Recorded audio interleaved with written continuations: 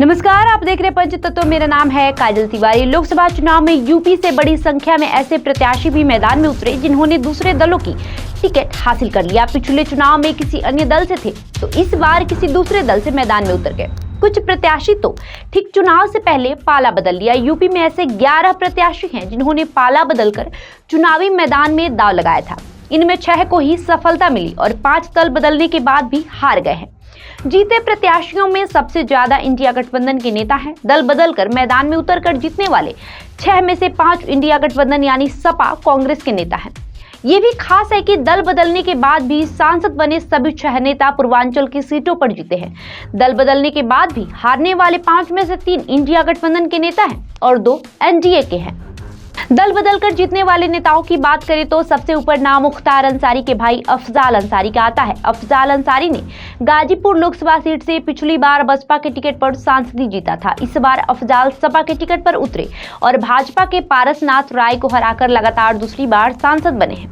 इलाहाबाद से जीते कांग्रेस नेता उज्जवल रमन सिंह कुछ दिन पहले तक सपा में थे और चुनाव से पहले ही हाथ का साथ थामा था। इसी तरह सोनभद्र की रॉबर्ट्सगंज सीट से जीते सपा प्रत्याशी छोटेलाल खरवार भाजपा से 2014 में सांसद थे। 2019 में रॉबर्ट्सगंज सीट अपना दल के कोटे में चली गई तो वहां से टिकट की दावेदारी की, लेकिन पकौड़ी लाल कोल को टिकट मिल गया और वो जीत भी गए। इस बार पकौड़ी लाल का टिकट काटना तय हुआ तो खरवार ने फिर से दावेदारी की, लेकिन अनुप्रिया पटेल ने पकौड़ी लाल कोल की बहू रिंकी कोल को उतार दिया। इसके बाद खरवार ने सपा से टिकट मांगा और प्रत्याशी बनकर सांसद भी बन गए। इसी तरह जौनपुर में बसपा और फिर अपनी पार्टी बनाने वाले बाबूलाल कुशवाहा सपा के टिकट पर मैदान में उतरे और जीत गए। बस्ती में बसपा से सपा में आए रामप्रसाद चौधरी भी चुनाव जीत गए हैं। रामप्रसाद ने भाजपा के हरीश द्विवेदी को हराया। दल बदलने के बाद भी जीते एनडीए के एकमात्र नेता विनोद बिंद है।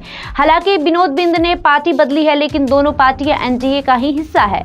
विनोद बिंद मिर्जापुर का मझवा सीट से निषाद पार्टी के विधायक है। इस बार भाजपा से भदोही की सीट से उतरे और टीएमसी के ललितेश पति त्रिपाठी को हरा दिया। दल बदलने के बाद हारे नेताओं की बात करें तो सबसे ऊपर दानिश अली का नाम आता है। दानिश अली अमरोहा से बसपा के सांसद थे। इस बार कांग्रेस के टिकट पर अमरोहा से ही उतरे थे। सपा कांग्रेस की लहर में भी उन्हें सफलता नहीं मिल सकी है। दानिश को भाजपा के कुंवर सिंह तंवर ने हराया।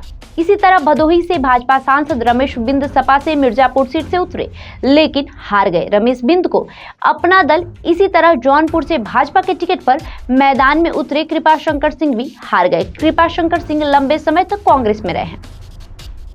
वो महाराष्ट्र में कांग्रेस के विधायक रहते हुए गृह राज्य मंत्री का पद भी संभाल चुके हैं। दल बदलने के बाद भी हारने वालों में अंतिम नाम संगम लाल गुप्ता का है। संगम लाल गुप्ता प्रतापगढ़ से मैदान में उतरने के लिए अपना दल से भाजपा में आए थे, लेकिन हार गए हैं। अपना दल की अनुप्रिया पटेल ने हराया। भदोही सीट से इंडिया गठबंधन की तरफ से टीएमसी के टिकट पर उतरे ललितेश पति त्रिपाठी भी हार गए हैं। कुछ समय पहले तक ललितेश कांग्रेस में थे। वो कांग्रेस से मिर्जापुर से विधायक भी बने थे। इसी तरह जौनपुर से भाजपा के टिकट पर मैदान में उतरे कृपाशंकर सिंह भी चुनाव हार गए हैं। कृपाशंकर सिंह लंबे समय तक कांग्रेस में रहे हैं। वो महाराष्ट्र में कांग्रेस के विधायक रहते हुए गृह राज्य मंत्री का पद भी संभाल चुके हैं। दल बदल करने के बाद भी हारने वालों में अंतिम नाम संगम लाल गुप्ता का है। बहरहाल आपका इस वीडियो पर क्या राय है हमें कमेंट करके जरूर बताएं। धन्यवाद।